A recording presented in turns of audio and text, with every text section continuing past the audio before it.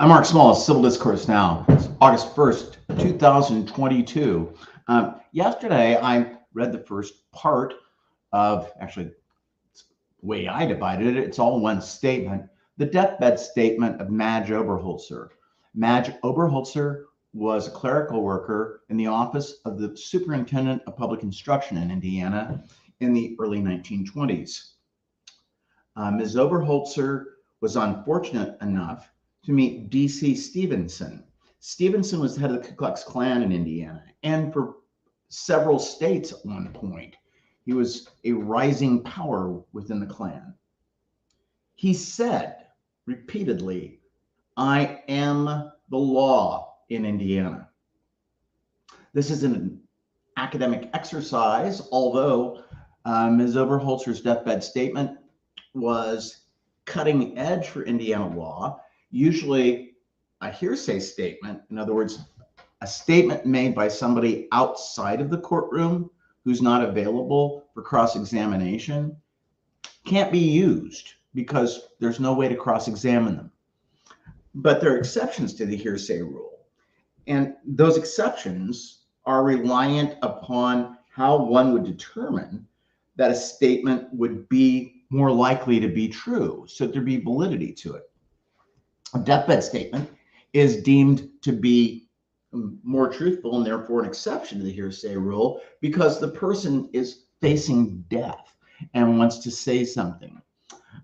Ms. Oberholzer had been called on an evening in Indianapolis. She lived a short distance from Stevenson. Stevenson made a lot of money in Indiana. He got the Ku Klux Klan starter kit was about $10, which was a lot of money back then. And he got $4 out of that 10. And the person got robes and all sorts of other garbage.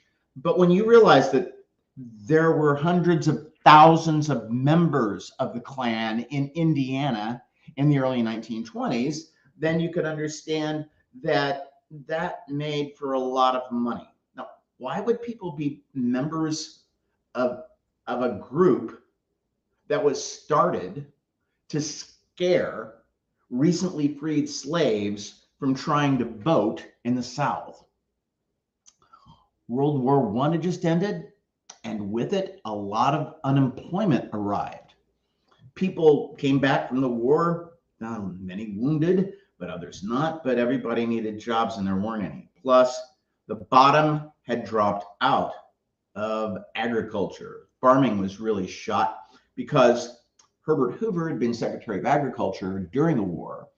And in prior wars, especially the Spanish-American War, meat producers had sold bad meat. They got rid of their old stock to the military, and people got sick and died because of that.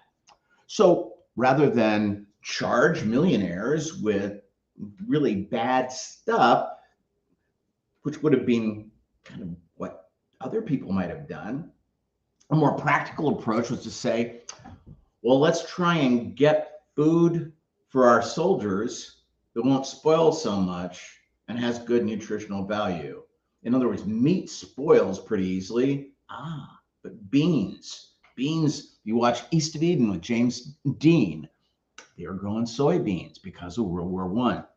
Well, after the war ended, let me back up just a little bit. So Hoover provided price supports, got the government to authorize higher prices so farmers would be more inclined to grow those crops. Unfortunately, at the same time, mechanized agriculture was coming in. You can do a lot more with a tractor and a plow and a disc than a guy can with a horse pulling that plow. It was exponential. So farmers borrowed money on their land. They used the land as collateral, realized the land wasn't worth as much as it had been because it wasn't needed as much for pasture. But they borrowed on the land to buy those farm implements, a tractor, a plow, a disc. They were counting on those higher prices being there offered by the government. When the war ended, so did the price supports, but not the loan payments. So people lost their farms. And when people were interviewed in 1929, 1930 about the Depression, and they were asked what they thought about the stock market crash, people in mid-North Indiana were saying, what's the stock market crash? We've had a depression here for years because everyone's devastated. Well, right after the war, people are devastated financially. It's always easier to blame somebody. Blame people in minority groups, or blame immigrants, blame foreigners. That sounds familiar, doesn't it? And the Nazis, the Ku Klux Klan, were right there to say they're going to stand up for good Christian values. They did. That's what they said. So Madge Oberholzer worked in the office of the superintendent of public instruction. D.C. Stevenson took a cotton to her, kind of liked her a lot, had her come over to his house, which was really a nice house, and it was over on the east side of Indianapolis. When Butler University either had just moved or was going to move, but it was really, that's why they were on University Avenue. Butler had been over there. Butler now is on the north side, a little bit west of Meridian. Anyway, that's giving you perspective on Indianapolis. But this is what happened nationwide. People were angry, people were unemployed, people were scared. And so Madge Oberholzer went to Chicago against her will. D.C. Stevenson took her in a train, and he raped her and bit her over 200 times on her body. She talked him into allowing her to go out with one of his henchmen, his driver, to a drugstore, and she picked up 18 capsules of bichloride of mercury. That's a toxin. She took them. So this is where the story picks up. Shorty, the driver, said, what was wrong? And this is written in the first person by Ms. Oberholzer. Was wrong that I looked so ill? I replied, nothing. He said, where is your pain? And I said, it was all over. He said, I could not have pain without cause. I said to him, can you keep a secret? He said, yes. I said, I believe you can. And then I said to him that I had taken poison and said to him not to tell Stevenson. And I was very ill and almost delirious at this time. I had vomited blood all day. When I said to him I had taken poison, he turned pale. And in a few minutes, he said to me he wanted to take a walk. He then went out. In a few minutes, Stevenson and Gentry and Shorty came into the room very much excited. Stevenson said, what have you done? I said, I asked Shorty not to tell. Stevenson ordered a quart of milk and made me drink it. I said to Stevenson and the others that I had taken 6 bichloride of mercury tablets, and I said, if you don't believe it, there is evidence on the floor and in the cuspidor. Cuspidor is where people spit. They were chewing tobacco.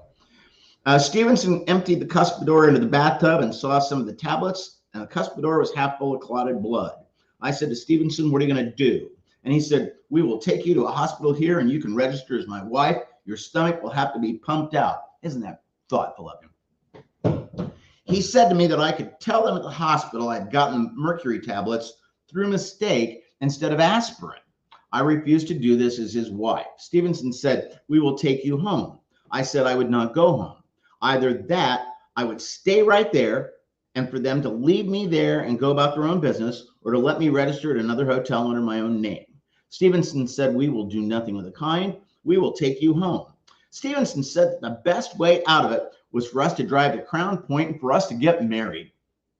Problem was he was already married. Gentry said he agreed with him. I refused. Stevenson snapped his fingers and said to Shorty, pack the grips. Stevenson helped me downstairs. I did not care what happened to me. Just before we left Hammond, I said to Shorty to call my mother up. He said, if I do that, she'll be right up here. And I said, that what could be sweeter? Stevenson said to me he had called her. I said to him, what did she say? And he replied that she said it would be all right if I did not come home that night. Doesn't bear out, especially with the testimony at trial later. I don't know much about what happened after that. My mind was in a daze. I was in terrible agony. Shorty checked out for all of us, and they put me in the back seat of the machine with Stevenson. We then started for home in the automobile. After we got a piece, Stevenson said to Shorty to take the auto license plate off of the car, which he did. And Stevenson said to him to say if questioned that we had parked in the last town we had passed through and auto plates had been stolen. All the way back to Indianapolis, I suffered great pain and agony and screamed for a doctor. I said I wanted a hypodermic to ease the pain, but they refused to stop. I begged and said to Stevenson, leave me along the road someplace, that someone would stop and take care of me if he wouldn't. I said to him that I felt he was more cruel to me than he had been the night before. He said he would stop in the next town before we got there, but never did. Just before reaching a town, he would say to Shorty, drive fast, but don't get pinched. I vomited in the car all over the back seat and grips. Stevenson did not try to make me comfortable in any way. He said he thought I was dying. At one time, said to Gentry, this takes guts to do this, Gentry. She is dying. I heard him say also that he had been in a worse mess than this before and got out of it. Stevenson and Gentry drank liquor during the entire trip. I remember Stevenson having said that he had power and saying that he had $150,000. He said that his word was law. After reaching Indianapolis, we drove straight to his house, cutting across Emerson Avenue or 38th Street some way. When we reached Stevenson's garage, he said there was someone at the front door of the house. It was some time during the night when we got to the garage, as I think we left Hammond about 5 o'clock. And Stevenson said to Shorty to go and see who was at the front door. Shorty came back and said, it's her mother. I remember Stevenson said to me, you will stay right here until you marry me. That's romantic. Stevenson or someone carried me up the stairs into a loft above the garage. Stevenson did nothing to relieve my pain. I do not remember anything that happened all night after we reached the garage. I was left in the garage until I was carried home. A big man, the Mr. Clink mentioned before, took me home. He shook me and awakened me and said, you have to go home. I asked him where Stevenson was, and he said he did not know. I remember Stevenson had told me to tell everyone that I'd been in an automobile accident. And he said, you must forget this. What is done has been done. I am the law and the power. He said to me several times that his word was the law. I was suffering, and in such agony, I begged and said to Clink to take me home in the Cadillac car. He said he would order a taxi, but finally said he would take me in Stevenson's car. He put my clothes on me and then carried me down to the car and put me in the back seat and drove the car to my home. I said to him to drive up in the driveway. He did, and then carried me into the house and upstairs and into my bed. It was about noon Tuesday when we got into the house. I, Madge Oberholzer, am in full possession of all my mental faculties and understand what I'm saying. The foregoing statements have been read to me, and I have made them as my statements, and they are all true. I am sure that I will not recover from this illness, and I believe that death is very near to me. And I've made all of the foregoing statements as my dying declaration, and they are true.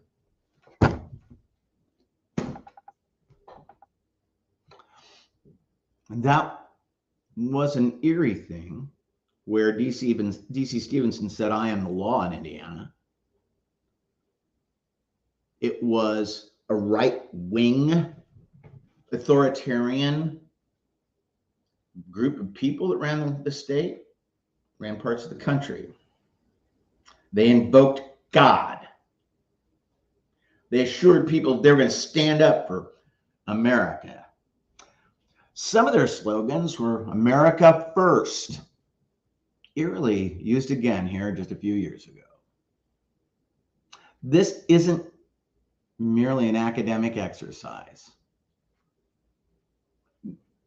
History, George Santayana once wrote, history, those who fail to study history are condemned to repeat it.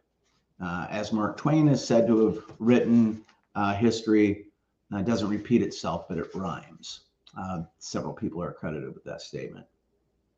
We're seeing a resurgence of such hatred and such authoritarian nightmarish dreams. My name's Mark Small, Civil Discourse Now.